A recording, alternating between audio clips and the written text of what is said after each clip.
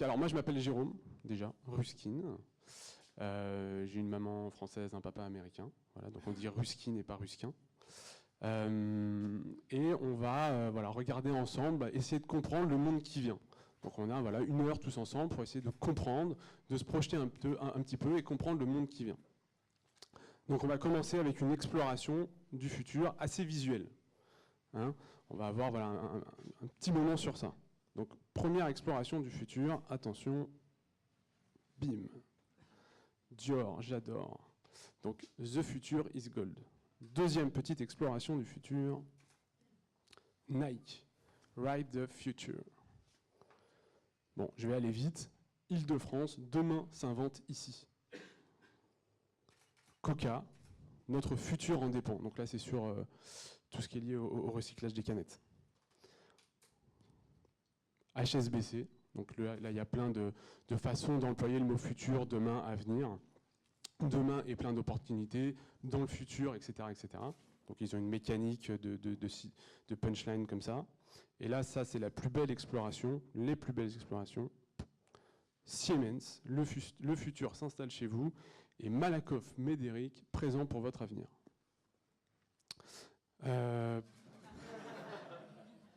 En fait, j'ai pas fait gaffe, mais en fait, j'aurais pas dû le faire. Bon. C'est pour après. Moi, j'ai fait comme tu m'as dit. Non, mais très bien. Alors, pourquoi je montre ça? C'est juste pour mettre le doigt sur, depuis peu de temps, en réalité, le futur, la prospective, est revenu à la mode. Voilà. C'est de nouveau quelque chose qui est important, je pense, pour les gens. Il y a eu vraiment un moment où parler de l'avenir était vraiment ringard. Donc il y a eu un retour voilà, dans les années 2000-2010. Et je pense que quand la publicité s'empare de sujets, alors avec plus ou moins de finesse, à mon sens, c'est un bon signe. C'est un bon signe pour plein de raisons. D'abord parce que ça propulse très largement les sujets dont on veut parler. Et puis après, pour moi, à titre personnel, en tant qu'entrepreneur de presse, je me dis que le secteur et la ligne éditoriale que je suis en train de développer va pouvoir rencontrer des annonceurs, et donc il y a un business model qui est faisable. Et en fait, quand on crée un média, je pense qu'il n'a de sens que s'il incarne quelque chose de l'époque. Et le fait que des annonceurs, des grandes marques s'emparent de ces sujets est une confirmation que la ligne qu'on développe depuis 6 ans est la bonne. Voilà. Donc c'était un petit préambule sur ça. C'est très difficile de parler du futur, parce qu'on peut vite être remis en question ou taxé de farfelu, les Nostradamus, etc. Parce qu'en réalité, dans l'espace public, il y a voilà, un seul type de personne qui parle au futur, c'est les gens qui font la météo. Demain, il fera. Demain, il fera beau, demain, voilà. Et puis on les croit. Mais sinon, c'est les seuls dans l'espace public, au-delà de la science-fiction, c'est les seuls dans l'espace public qui parlent au futur. Après, dans la sphère privée ou intime, il y a aussi ce type de personnes voilà, qui font de la voyance. Moi, j'ai été voir une voyante qui s'appelait Tatiana, qui était vers Pigalle. C'était une super expérience. Non, et enfin, ça s'est pas du tout passé comme elle a dit, mais c'était vraiment une expérience assez intéressante. Et donc voilà, entre la Miss Météo ou le Monsieur Météo et puis les voyants, voilà, c'est les deux types de personnes qui parlent au futur. Et après, voilà, il y a toute une frange de presse qui commence aussi à essayer de regarder le monde qui vient, en faisant appel à ces économistes prospectivistes, alors de Jacques Attali à Godet. On voit émerger vachement dans la presse des pages futures à l'intérieur des grands canards. Par exemple, Libération a un cahier éco-futur. Le Parisien a, dans leur magazine du vendredi, 4 pages, grand angle futur. Voilà. Donc on voit vraiment que ces problématiques commencent à... Ou en tout cas, la façon d'approcher les sujets en tirant loin, très très loin sur le long terme, devient important. Alors, chez nous, Uzbek Erika, notre façon de parler du futur, C'est Jean d'Ormesson qui l'a synthétisé. On a été à sa rencontre pour le 2e numéro d'Uzbek Erika. Il nous a dit, il faut continuer à se brosser les dents et faire des hypothèses. Et ben nous, c'est exactement ce qu'on essaye de faire chez Uzbek Erika. On se brosse les dents, c'est-à-dire on prend vraiment, on prend pied dans le présent et on est vraiment ancré. Donc on fait les tâches du quotidien, on s'intéresse au monde qui est en train de se construire aujourd'hui. Et en même temps, on essaye de regarder loin derrière. Et on n'essaye pas de faire des prédictions. En fait, on a une page de prédiction qui est à la fin du journal, mais on est sur de la vanne. On est vraiment dans du LOL. Et sinon, ce qu'on fait, nous, c'est on essaye de bâtir des scénarios voilà, et de faire des hypothèses. Et je pense que ce travail de prospective, il est hyper intéressant parce qu'on est en train de vivre toute une série de basculements sur tout un tas de sujets qui sont portés par plein de révolutions différentes, notamment la révolution numérique. Et ce qu'on essaye de comprendre, ce sont ces basculements. Voilà. Et on aime bien voilà, raconter et dire et clamer cette phrase, c'est le monde dans lequel nous vivons n'a rien à voir avec le monde dans lequel nous sommes nés, et n'a rien à voir avec le monde dans lequel nous mourrons si jamais nous mourrons un jour. Donc c'est vraiment un peu voilà, la phrase qu'on se dit entre nous dans la rédaction et qui nous travaille au quotidien. Et si j'essaie de synthétiser la ligne éditoriale d'Uzbek Erika, eh ben c'est celle-là. C'est en quoi les progrès techniques sont-ils des progrès humains? Parce qu'on n'est pas des technophiles BA, on ne croit pas à la science pour la science, on ne croit pas à la technologie pour la technologie, on n'y croit que si, parce qu'en réalité c'est neutre, on n'y croit que si il y a une vertu et s'il y a une fonction d'utilité. Et on verra que cette fonction d'utilité chez Uzbek Erika est hyper importante. Elle a été un tout petit peu abandonnée au début, le temps de monter le projet, mais on revient dessus et on va lancer un nouveau projet dont je n'ai jamais parlé en public, mais que je vais vous raconter là pour la première fois. Et autre chose qui est important chez Uzbek Erika sur le fond, sur la ligne éditoriale, c'est que, et on parlait de ces gens qui sont un peu technophiles, parfois BA, pour la première fois dans l'histoire, ceux qui prédisent l'avenir, eh ben, ils ont la capacité de le concevoir, de le transformer, de le faire. Donc on pense évidemment à des gens comme Google. Et donc c'est important qu'il y ait des sortes de garde-fous qui essayent de réfléchir et, si besoin, de protester, de critiquer, de s'engager contre certaines pratiques qui peuvent être mauvaises, tout simplement, pour l'avenir de l'humanité. Donc à l'origine, Uzbek Erika, c'est ce mec-là qui a inventé ces personnages. Donc c'est Montesquieu. Il a écrit Uzbek Erika, les lettres persanes avec les personnages d'Uzbek Erika en 1721. Il l'a écrit pas sous son nom, parce que c'était un livre qui prêtait à controverse. Il a fait imprimer ça sous couvert d'identité en Hollande, puis le livre a été rapatrié en France. Et en fait, Montesquieu, il voulait faire une critique sociale à travers le regard de ces deux personnages qui viennent de Perse. Donc la Perse, pour l'époque, c'est nulle part. Ils arrivent en Europe, en France et à Paris. Et puis, ces deux personnages nous regardent avec leur œil un peu naïf et s'interrogent sur notre façon d'agir. C'est cette fameuse phrase « Comment peut-on être persan ?» Et nous, c'est exactement ce qu'on essaye de faire, c'est essayer de regarder les choses avec un œil neuf pour voir ensuite comment est-ce qu'on peut construire à partir de la vraie réalité des choses. Donc voilà, à l'origine, Uzbek Erika, ça vient des lettres persanes et c'est Montesquieu qui a écrit ce livre. Et donc aujourd'hui, Uzbek Erika, ce sont ces deux petits personnages. Donc ça, c'est les deux mascottes du journal. Ils accompagnent le lecteur tout au long du support. Ça, c'est le premier dessin qu'on a fait d'Uzbek Erika, qu'on a offert aux investisseurs. Voilà, donc il y a eu un petit tiret numéroté, etc. Et donc ce sont ces deux personnages, Uzbek étant le vieux sage, Erika étant le jeune apprenti. Et en fait, donc, on a ces personnages qui accompagnent le lecteur tout au long du support, parce que c'est une mécanique de narration qui est intéressante, la BD. Et donc, pour la petite histoire, ce que nous on fait avec ces personnages, donc on les a modernisés par rapport à l'œuvre de Montesquieu, c'est qu'en fait, ils viennent pas de Perse, parce que maintenant la Perse on connaît, ils viennent du futur, parce qu'en fait c'est la seule chose qu'on ne connaît pas. L'altérité maintenant c'est demain. Et ils débarquent chez nous dans les années 2010, et ils nous regardent avec cet œil irrévérencieux, décalé, pour nous en apprendre sur nous-mêmes. Et donc ça nous permet d'avoir au-delà des articles assez sérieux qu'on a, une forme humoristique pour traiter aussi de l'actualité et de nos sujets.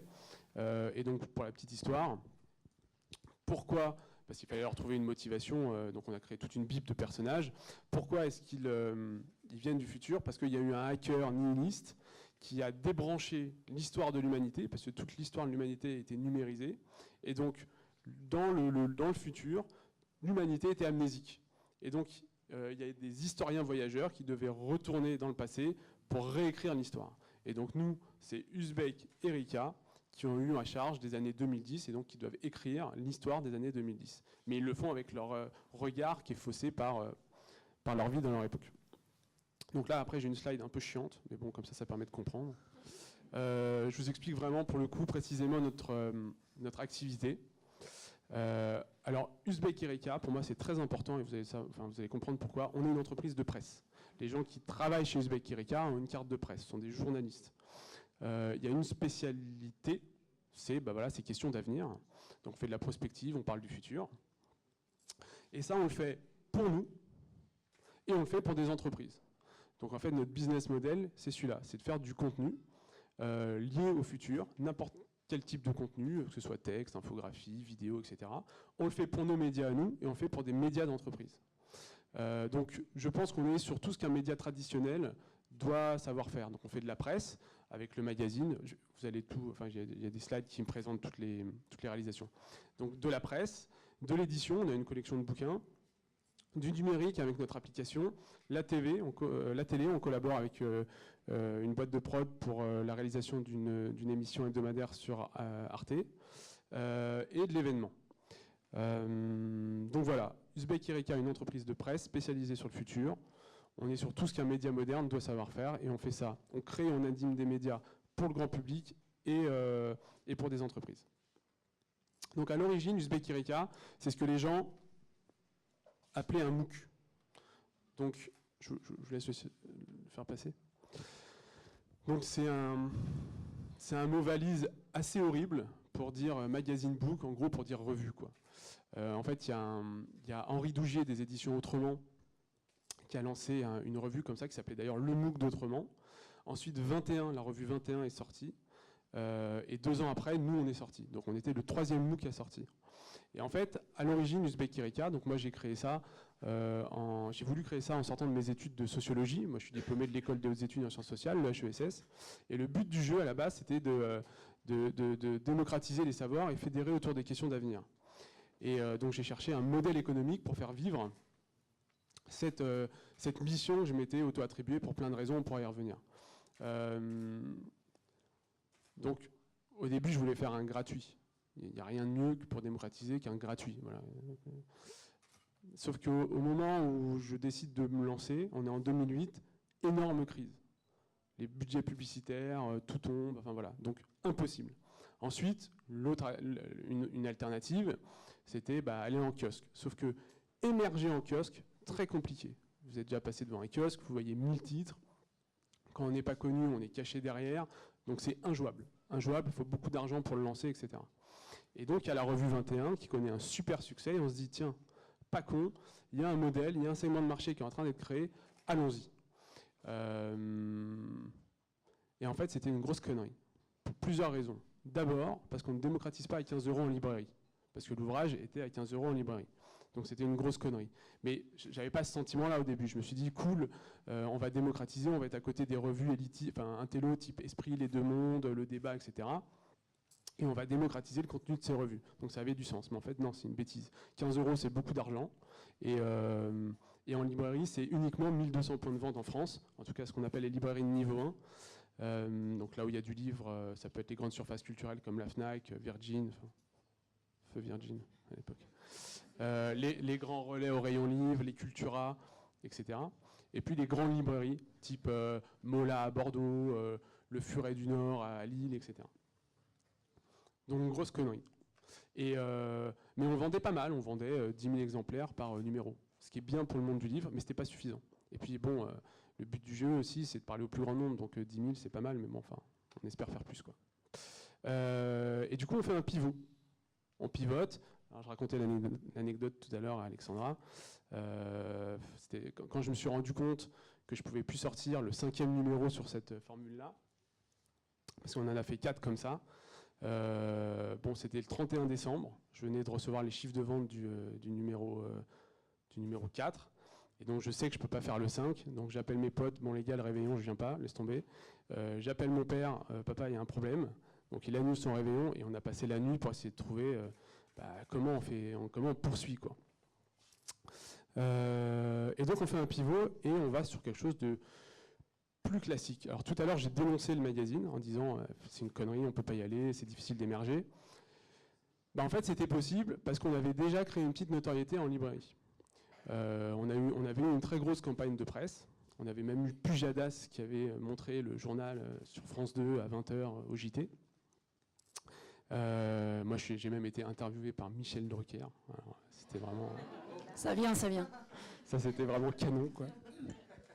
Et Pujadas, parce que c'était l'ami de papa ou... Non, parce qu'on a envoyé, on a fait une grande campagne de RP, donc on envoie avec un mot manuscrit, bonjour, est-ce que vous pourriez nous aider, parlez de nous, et puis le mec, vous n'avez même pas prévenu, il a montré le journal, quoi.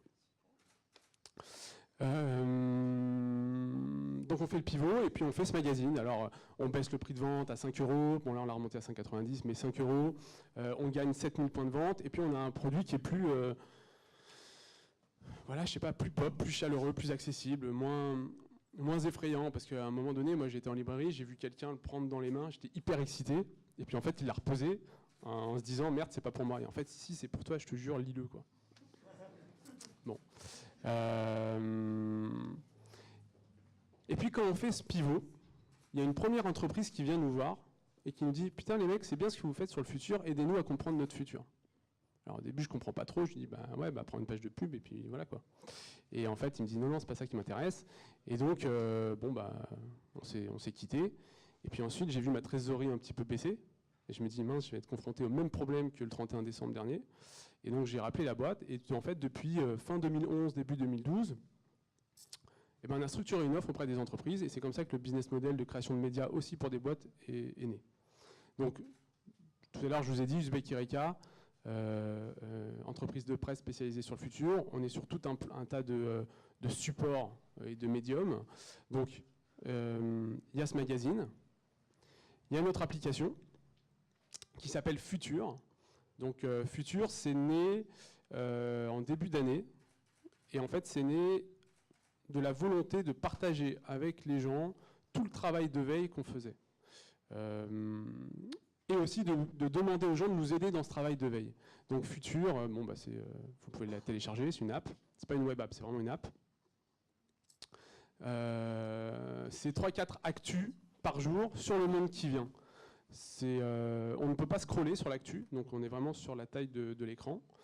Et je ne sais pas si vous le voyez, mais un petit peu je pense, il y a 2 petits boutons en dessous, c'est excitant ou déprimant. On propose au lecteur de juger si le futur qu'on décrit est excitant ou déprimant.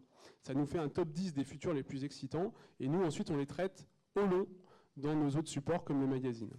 Et aussi il y a un hashtag qu'on voit là-haut qui s'appelle Futurite, où les gens sur Twitter recensent avec nous et font ce travail de veille avec nous sur les infos qui sont liées à ce monde de demain. Et donc ensuite on les traite dans notre application et on les crédite. Et ça nous permet de faire vivre cette communauté d'Uzbek, cette communauté émotionnelle autour de ces sujets, avec notre application.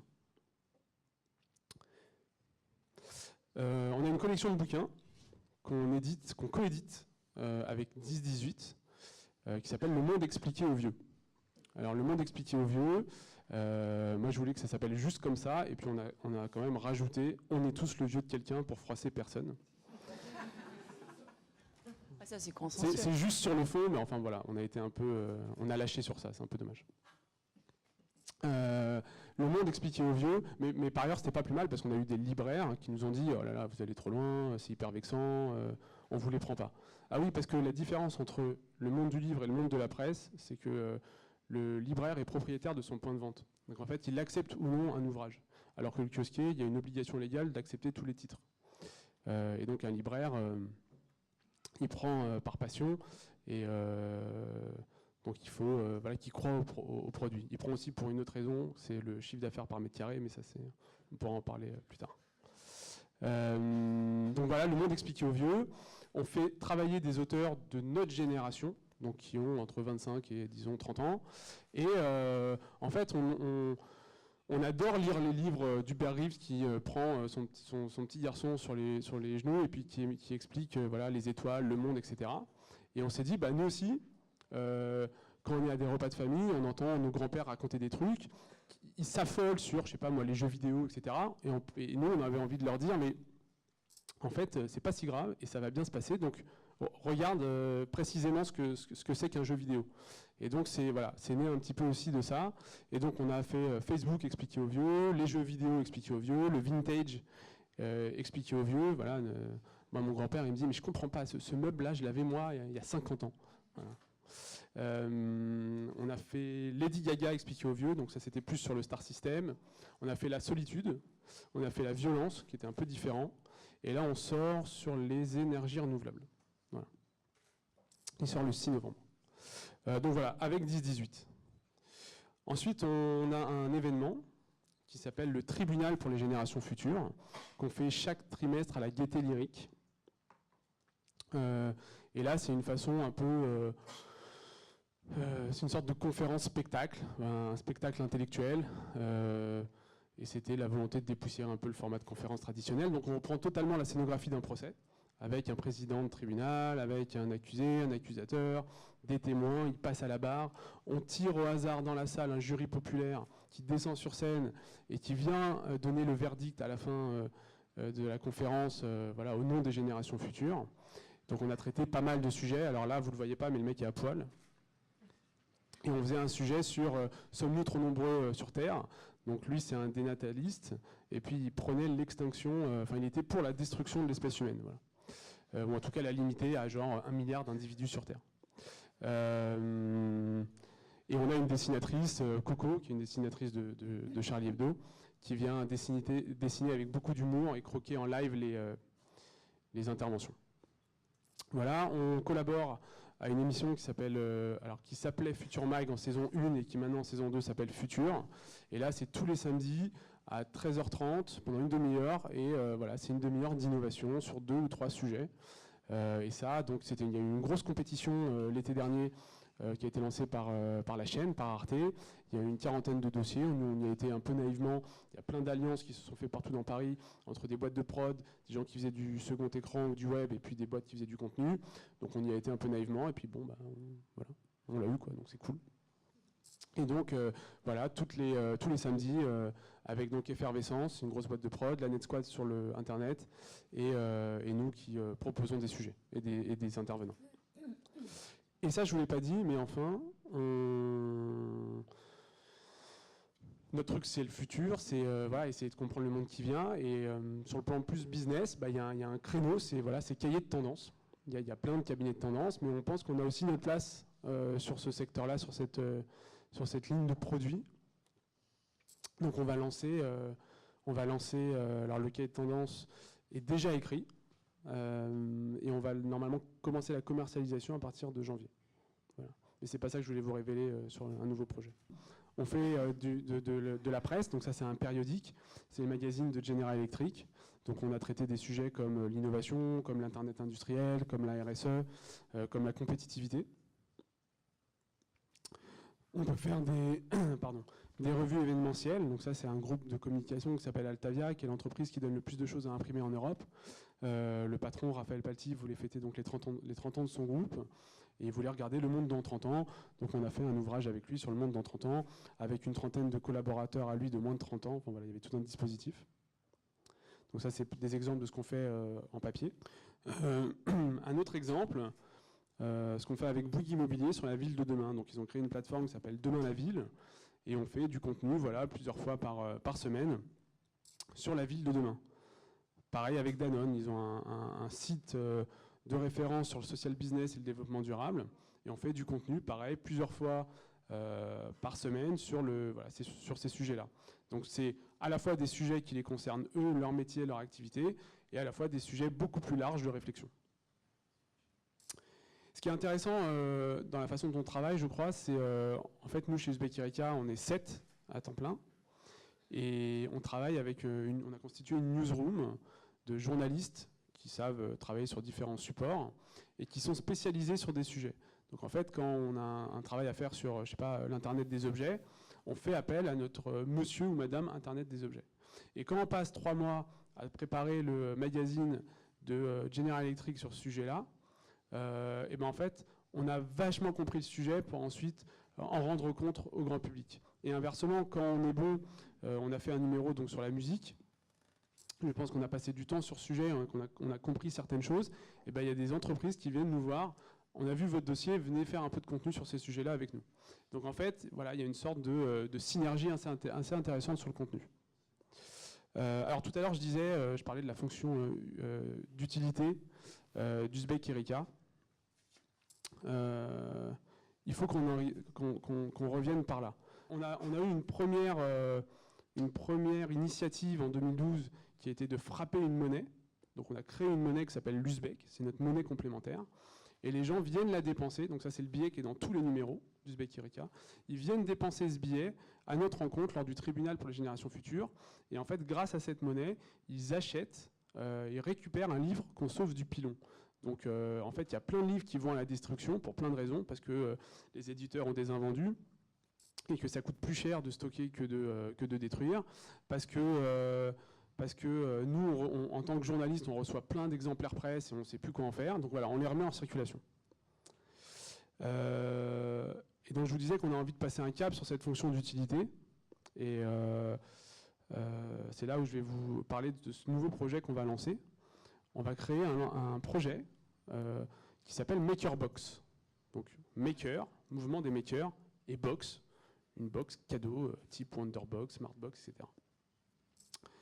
Uzbek Erika, notre métier, c'est de démocratiser les sujets d'avenir. Et bien là, on se concentre sur un sujet d'avenir, c'est le mouvement des makers. Et donc, on va permettre aux gens de enfin passer la porte de l'atelier. En fait, on a tous entendu parler de Fab Lab, mais personne n'y a jamais mis les pieds. En tout cas, très peu de monde. Parce que c'est très compliqué. On nous demande si on a du bois à disposition, on nous demande si on sait maîtriser tel et tel logiciel. On nous demande si on peut utiliser cette machine-là et en fait il faut payer en temps machine, enfin très compliqué.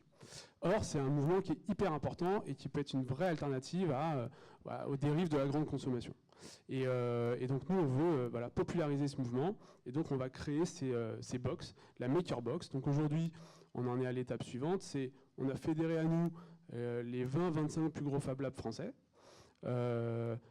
On a acté le fait qu'on démarrait avec une campagne de crowdfunding avec KissKissBankBank. Et donc la campagne, on va la démarrer a priori en décembre ou en janvier. Et l'objectif, c'est ensuite d'avoir toute l'année 2015 pour fédérer autour du sujet et que les gens aient leur box à partir de fin 2015. Voilà. Et donc là, pour moi, on est aussi sur une fonction très importante d'Uzbek Erika, qui est vraiment d'être utile, de faire en sorte que les gens parlent le même langage. Et en fait, quand on fait la collection Le Monde expliqué aux vieux, c'est exactement pour ça, c'est-à-dire réconcilier les générations. Et voilà, donc ça, c'est un thème qui est central chez Uzbek Erika, c'est la réconciliation, et bon voilà, essayer de réconcilier ce qui vient d'un peu partout, quoi. Voilà, je vous remercie.